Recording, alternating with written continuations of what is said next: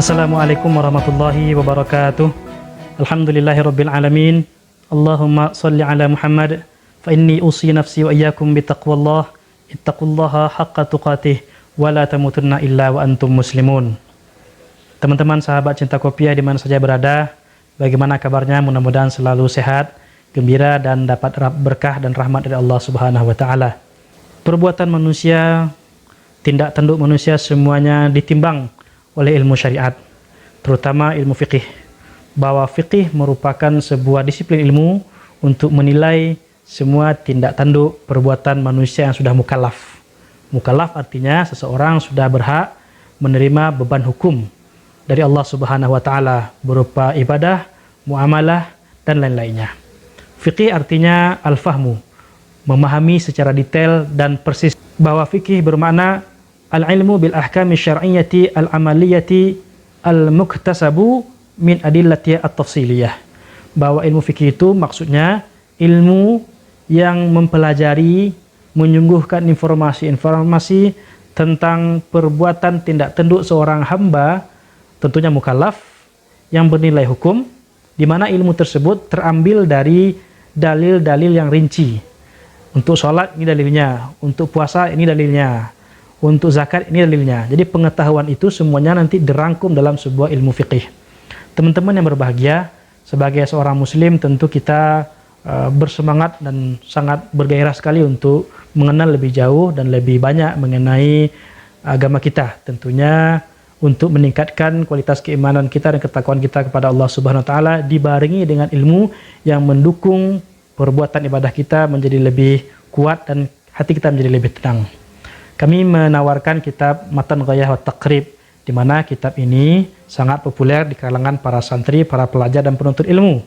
Kitab ini disusun oleh Syekh Ahmad bin Husain bin Ahmad Al-Isfahani yang populer diberi gelar dengan nama Qadi Abu Syuja'.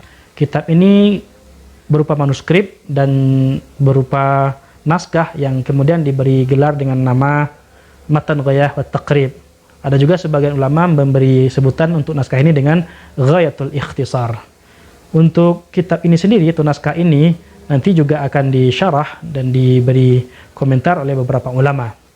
Teman-teman yang berbahagia, dalam video-video berikutnya, insya Allah kita akan konsisten menawarkan pelajaran fikih, lebih tepatnya mengenal fikih lebih baik dan lebih detail, dengan pendekatan yang pertama membacakan teks dan menerjemahkannya sesuai dengan kebutuhan daripada halaman-halaman yang ada dalam kitab Matan Ghayah Taqrib tersebut.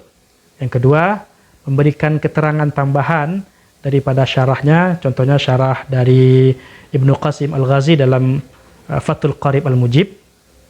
Kemudian dalam kitab-kitab yang lainnya, kita carikan penggalan-penggalan komentar yang memperkuat pemahaman kita terhadap teks tersebut, berikut dengan dalil-dalil dan contohnya. Yang ketiga, kita tutup dengan simpulan.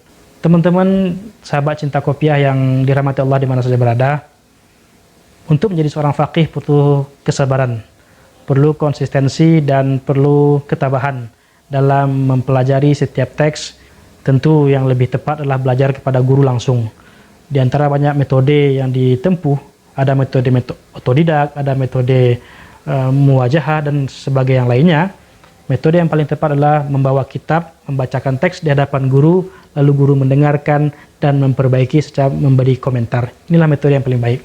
Namun dalam keadaan seperti ini kita tidak apa-apa rasanya kita belajar jarak jauh dengan menggunakan metode daring seperti ini. Teman-teman, Rasulullah SAW pernah bersabda dari riwayat Muawiyah bin Abi Sufyan, qala sami'tu Rasulullah sallallahu alaihi wasallam yaqul man yuridillahu bihi khairan yufaqihu fid din. Haditsun akhrajahu Bukhari wa Muslim.